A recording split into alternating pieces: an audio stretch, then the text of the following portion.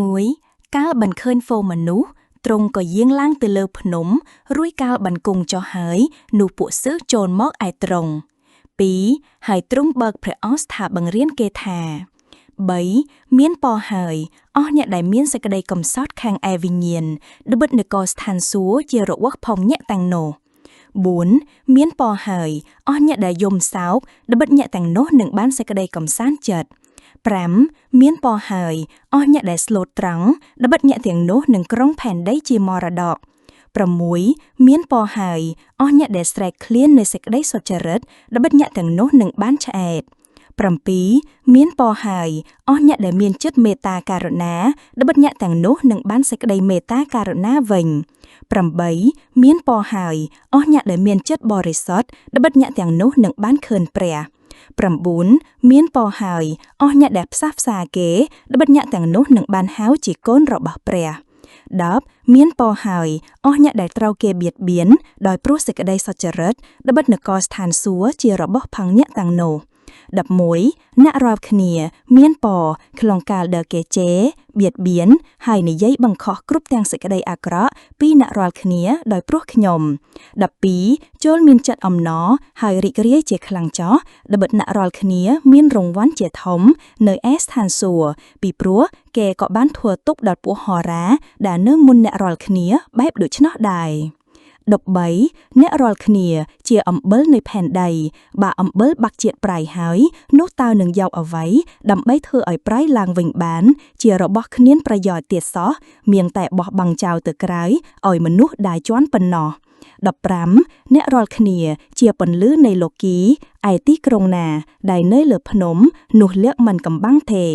15ក៏គ្មានអ្នកណាឧដចង្គៀងយកទៅដាក់ក្រោមថាំងដែរគេតែងដាក់លើជើងចង្គៀងវិញនោះតែភ្លឺដល់អ្នកដែលនៅក្នុងផ្ទះទាំងអស់គ្នា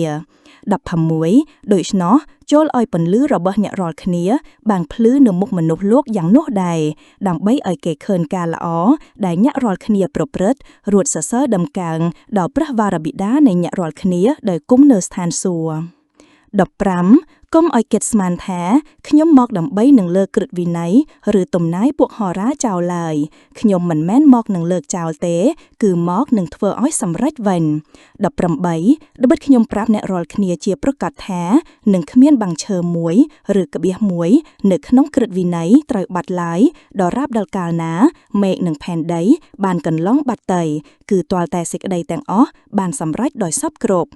20ដូច្នោះអ្នកណាដែលនឹងរំលងបុត្រណាមួយសំបីយ៉ាងតូចបំផុតក្នុងបញ្ញត្តិទាំងនេះហើយបង្រៀនមនុស្សឲ្យធ្វើដូច្នោះដែរនោះនឹងត្រូវហៅជាអ្នកតូចបំផុតក្នុងនគរស្ថានសួគ៌តែអ្នកណាដែលកាន់តាមហើយបង្រៀនចំទាស់បញ្ញត្តិទាំងនេះនោះនឹងបានហៅជាអ្នកធំក្នុងនគរស្ថានសួគ៌វិញ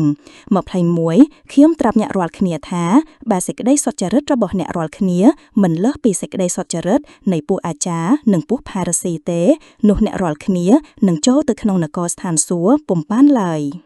21អ្នករាល់គ្នាបានលើសេចក្តីដែលសម្ដែងដល់មនុស្សពីបុរាណថាកុំឲ្យសម្លាប់មនុស្សឲ្យសោះបើអ្នកណាសម្លាប់មនុស្សនោះក្រែងត្រូវជាប់ជំនុំជម្រះហើយ22តែខ្ញុំប្រាប់អ្នករាល់គ្នាដូច្នោះវិញថាសំបីតែអ្នកណាដែលខឹងនឹងបងប្អូននោះក្រែងត្រូវជាប់ជំនុំជម្រះដែរហើយអ្នកណាដែលស្ដីឲ្យបងប្អូនថាអាចោលមកសៀតនោះក្រែងពួកក្រុមជំនុំធ្វើទោសតែចំណែកអ្នកណាដែលថាអាចឈួតនោះក្រែងធ្លាក់ទៅក្នុងភ្លើងនរក23ដូច្នោះបើកាលណាអ្នកនាំយកដង្វាយមកដល់អាសនាហើយនៅទីនោះអ្នកនឹកឃើញថាបងប្អូនណាមានហេតុអ្វីទាស់នឹងអ្នក24នោះត្រូវទុកដង្វាយរបស់អ្នកនៅមុខអាសនាហើយទៅរកជានឹងបងប្អូនជាមុនសិនរួចសឹមមកថ្វាយដង្វាយអ្នកចោះ25ចោលឲ្យអ្នកជាស្រុបស្រួលនិងអ្នកដើមចោតវិញជាប្រយ៉ាប់ដែលកំពុងតែដើរតាមផ្លូវជាមួយគ្នាក្រែងគេបញ្ជូនអ្នកទៅឯចៅក្រមហើយចៅក្រមប្រគល់អ្នកទៅនាយភូមិឃុំរួចអ្នកត្រូវជាប់គុក26ខ្ញុំប្រាប់អ្នកជាប្រកាសថាដែលអ្នកនៅខ្វះតែ1សែននឹងសងគេឲ្យគ្រប់នោះនឹងចេញពីទីនោះមិនរួចឡើយ 27អ្នករាល់គ្នាបានលើសេចក្តីដែលសម្ដែងពីដើមថាកុំផិតឲ្យសោះ28ប៉ុន្តែខ្ញុំប្រាប់អ្នករាល់គ្នាថាសូម្បីតែអ្នកណាដែលគ្រាន់តែក្រឡេកឃើញស្ត្រីហើយមានតម្រេកសម្រើបចង់បាននោះឈ្មោះថាបានប្រព្រឹត្តសេចក្តីកំផិតនឹងនាងនោះនៅក្នុងចិត្តខ្លួនហើយ